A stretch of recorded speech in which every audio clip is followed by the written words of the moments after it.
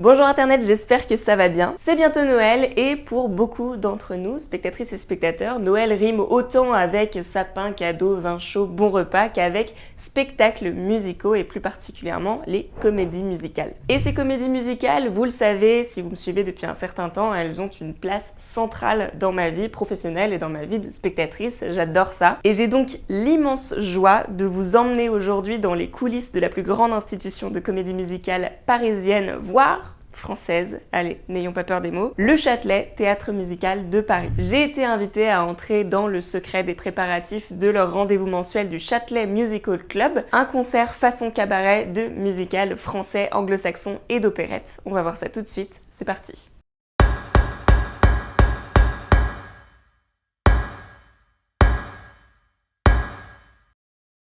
La comédie musicale.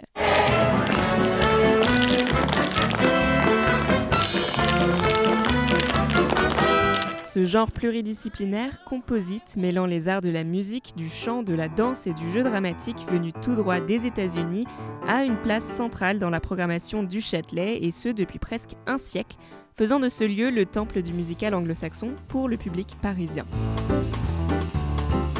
Et qui de mieux pour nous en parler que son directeur général actuel, Thomas Loriot-Di-Prévost. Alors le Châtelet a une place très originale. Le Châtelet a été pendant une trentaine d'années, entre 1980 et 2010 grosso modo, une maison dans laquelle on a beaucoup produit d'opéra. Alors ça veut dire que à la fois l'équipe, la manière de travailler, les méthodes sont des méthodes qui sont adaptées à la production d'opéra. Et on a poursuivi en fait la production de comédie musicale sur les mêmes méthodes et avec les mêmes façons de travailler que celles de l'opéra. D'une certaine manière, si je devais faire une comparaison, c'est un peu comme le prêt-à-porter et la haute couture. Nous, on est dans la haute couture, on fait de la comédie musicale avec toutes nos petites mains expertes et ça donne une qualité de spectacle qui est très spécifique au Châtelet.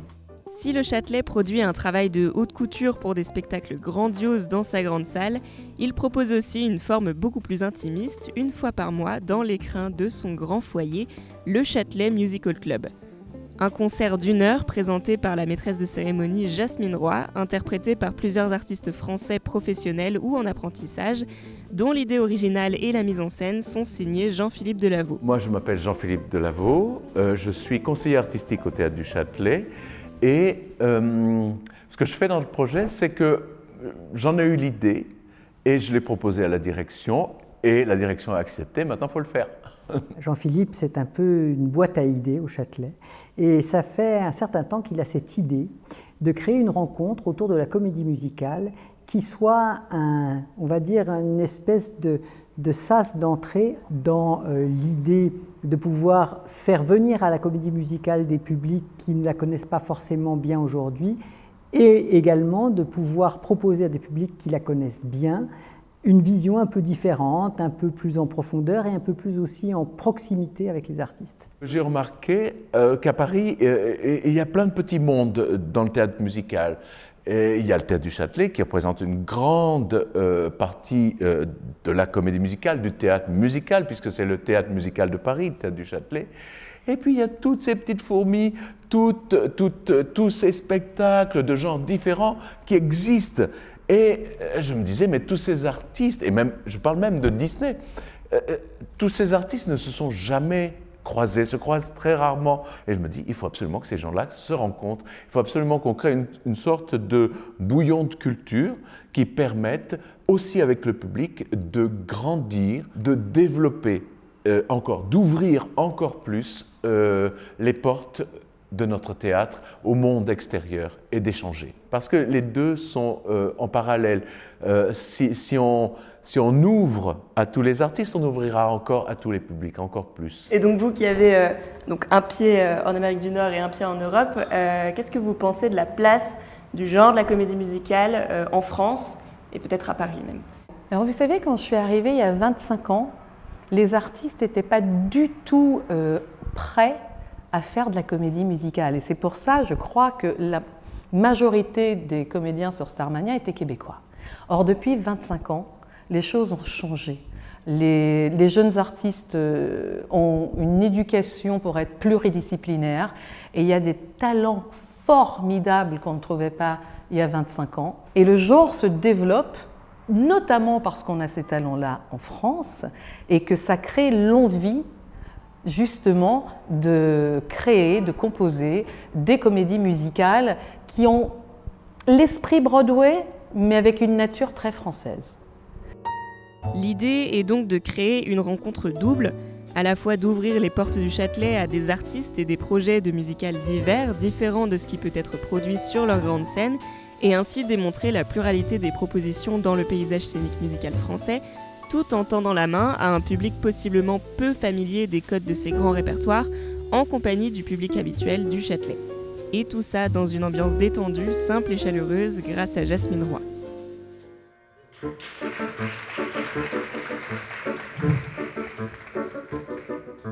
Willkommen and bienvenue, welcome. Fremder, étranger, stranger. Glücklich zu sehen, je suis enchantée. Happy to see you, bleibe, reste, stay. J'imagine que c'est aussi pour ça que tu as choisi la forme d'un concert cabaret, pour ce côté popularisant justement. Comment est-ce que tu l'as pensé, ce côté cabaret? Alors le côté cabaret, c'est beaucoup par désir de proximité entre le public et les artistes.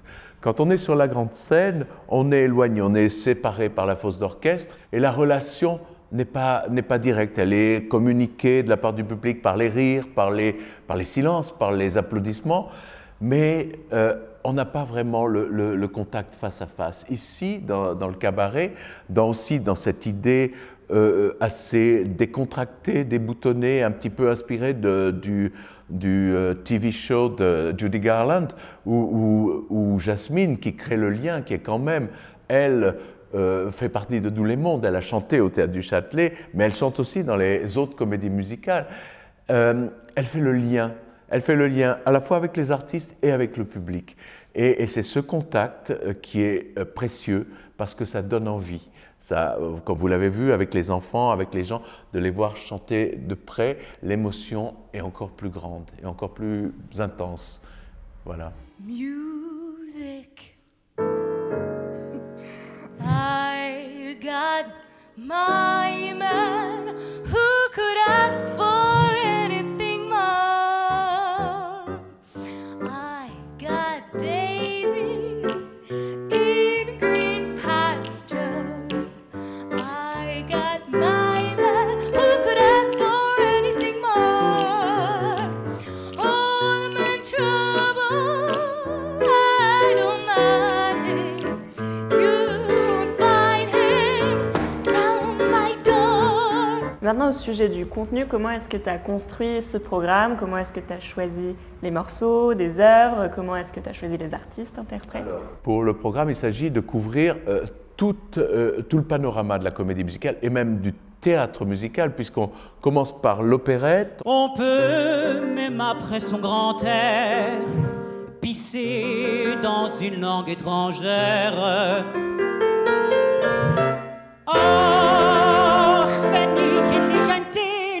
On fait les grandes comédies musicales qui ont eu lieu au Châtelet, les grands classiques, mais on fait aussi les Disney, on fait aussi toutes sortes, les petites formes qui existent dans les petits théâtres. Et on fait, comme je l'ai dit, l'opérette qui est l'ancêtre de la comédie musicale.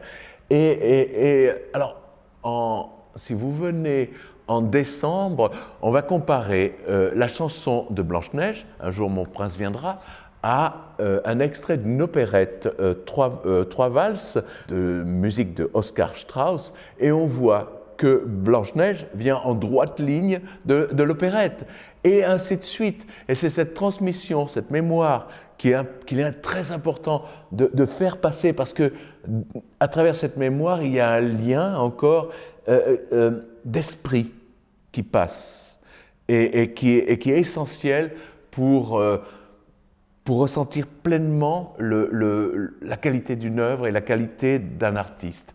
Pour le choix des artistes, là aussi, ben, vous l'avez compris, c'est l'éclectisme. C'est de faire entrer au Châtelet beaucoup d'artistes qui n'ont pas pu y rentrer et de faire se rencontrer justement toutes sortes d'artistes, de compositeurs et d'auteurs aussi.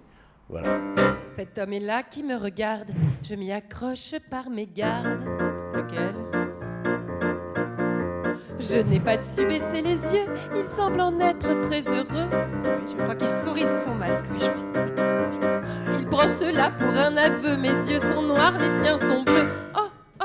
Là, on a vu aujourd'hui comment est-ce que la répétition se déroulait. Est-ce que tu peux nous en parler un peu de comment, juste avant le concert, comment ça se passe? Les répétitions, c'est chaque cas est différent parce que vous voyez, il y a un éclectisme absolu dans le choix des artistes. Donc, on essaye de se préparer le plus possible en amont puisque le temps qu'on a vraiment sur scène est très limité. L'espace aussi est très limité. Donc, je dirais que la mise en scène est liée au désir de qualité du son. Le grand foyer est un espace particulier qui a besoin d'une sonorisation très, très subtile. Et c'est, pour moi, c'est la qualité du son qui passe avant tout.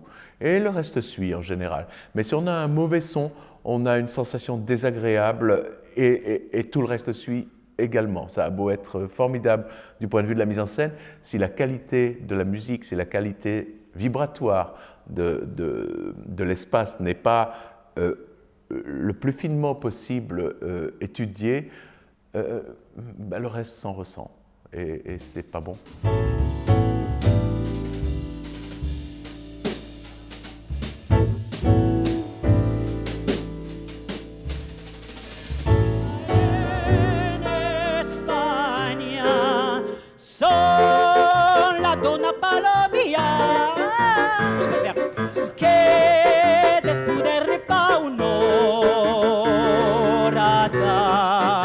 Alors le Grand Foyer, c'est un endroit qui est très important pour le Châtelet.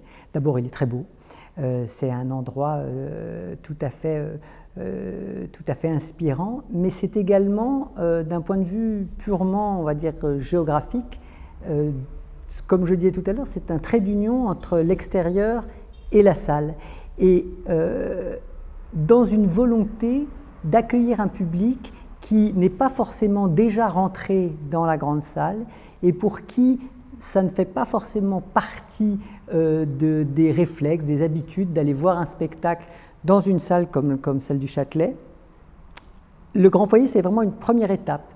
On ouvre les portes, on monte 2 volets d'escalier, on se retrouve dans ce foyer où l'ambiance est sympathique, accueillante, chaleureuse, et on passe un moment de comédie musicale ensemble. Puis on rentre chez soi. Je l'espère, la tête pleine de chansons, de mélodies, de joie. Et puis, plus tard, on revient peut-être voir un autre, 2 autres, 3 autres Châtelet Musical Club dans la saison. Et à un moment, on se dit, j'aimerais bien voir quand même ce que c'est que cette forme, cette grande forme de comédie musicale. Et j'espère que ces nouveaux spectateurs pousseront la porte de la salle et viendront par la suite voir nos grandes formes de comédie musicale. Paris sera toujours Paris. Plus on réduit son éclairage, plus on voit briller son courage, plus on voit briller son esprit. Paris sera toujours Paris. Pour qu'à ce bruit. Alors si vous souhaitez à votre tour découvrir à la fois le répertoire du musical anglo-saxon et de l'opérette, ainsi que des projets de création musicale francophone contemporaine et peut-être passer pour la première fois les portes du Châtelet, je vous recommande chaudement ce super rendez-vous du Châtelet Musical Club tous les mois dans le Grand Foyer. Toutes les informations sont dans la barre d'infos.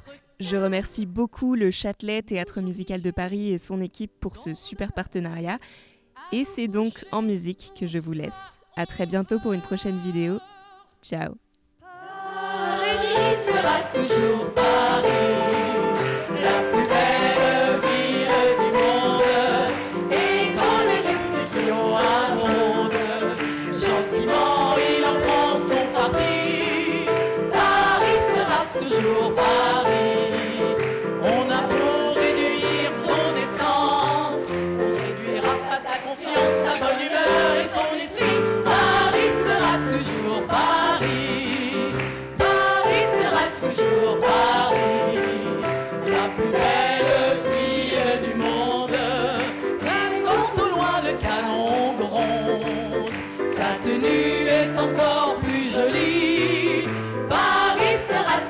toujours Paris.